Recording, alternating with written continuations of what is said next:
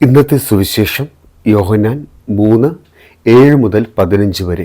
ഭൗമികമായ യുക്തിയും സ്വർഗീയമായ സത്യവും. വീണ്ടും ജനിക്കണമെന്ന വചനം കേട്ട് അത്ഭുതപ്പെട്ട നിക്കോദെമോസിനോട് ആത്മീയ രഹസ്യങ്ങൾ വെളിപ്പെടുത്തുന്ന യേശുവിനെയാണ് ഇവിടെ നാം കാണുന്നത്. ഭൂമിയിലെ കാര്യങ്ങൾക്കപ്പുറം സ്വർഗീയമായ രക്ഷാകര പദ്ധതിയെക്കുറിച്ച് അവിടുന്ന് സംസാരിക്കുന്നു. നിങ്ങൾ വീണ്ടും ജനിക്കണമെന്നതുകൊണ്ട് നീ അത്ഭുതപ്പെടേണ്ട എന്ന് യേശു പറയുന്നു.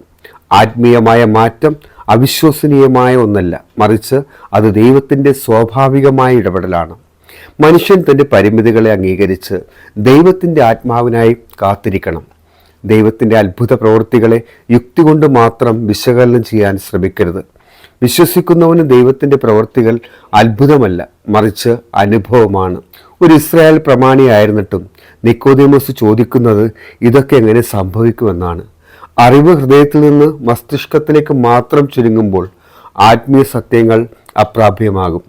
സ്വർഗത്തിൽ നിന്ന് ഇറങ്ങി വന്ന മനുഷ്യപുത്രന് മാത്രമേ സ്വർഗീയ കാര്യങ്ങൾ പറഞ്ഞു തരാൻ സാധിക്കൂ എന്ന് യേശു അവനെ ഓർമ്മിപ്പിക്കുകയാണ്. ഭൗതികമായ അറിവുകൾക്ക് ആത്മാവിനെ രക്ഷിക്കാൻ സാധിക്കില്ല.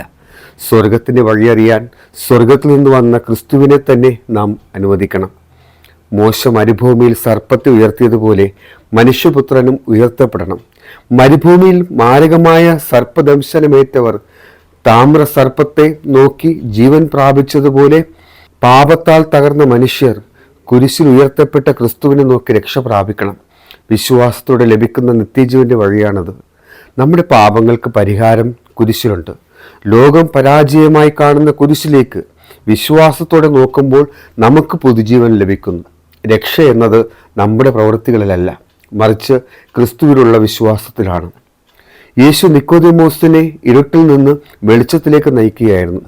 നാം താഴെയുള്ള, അതായത് ഭൗമികമായ കാര്യങ്ങളിൽ മാത്രം ശ്രദ്ധിക്കുമ്പോൾ മുകളിൽ നിന്നുള്ള സ്വർഗീയമായ വെളിച്ചം കാണാതെ പോകുന്നു.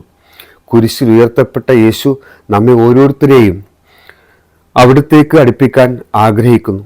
നിക്കോദെമോസ് അന്ന് കേട്ട ഈ വചനങ്ങളാണ് പിന്നീട് യേശുവിൻ്റെ മൃതദേഹം ഏറ്റുവാങ്ങാൻ കുരിശിൻ ചുവട്ടിലെത്താൻ അവനെ പ്രാപ്തനാക്കിയത്. വചനം നമ്മുടെ ഉള്ളിൽ പ്രവർത്തിക്കാൻ സമയം നൽകുക. നമുക്കിങ്ങനെ പ്രാർത്ഥിക്കാം: കാരുണ്യവാനായ ദൈവമേ, സ്വർഗീയമായ രഹസ്യങ്ങൾ ഗ്രഹിക്കാൻ എൻ്റെ മനസ്സിന് തുറക്കണമേ. ഭൗതികമായ ചിന്തകളിൽ കുടുങ്ങിക്കിടക്കാതെ ആത്മാവിൽ പുതുക്കപ്പെടാൻ എന്നെ സഹായിക്കണമേ. കുരിശിൽ ഉയർത്തപ്പെട്ട അങ്ങയെ വിശ്വാസത്തോടെ നോക്കാനും അങ്ങിൽ നിന്ന് ഒഴുകുന്ന നിത്യജീവൻ സ്വീകരിക്കാനും എനിക്ക് കൃപ നൽകണമേ. എൻ്റെ അവിശ്വാസത്തെ മാറ്റി പൂർണ്ണമായ സമർപ്പണത്തിലേക്ക് എന്നെ നയിക്കണമേ. ആമേൻ.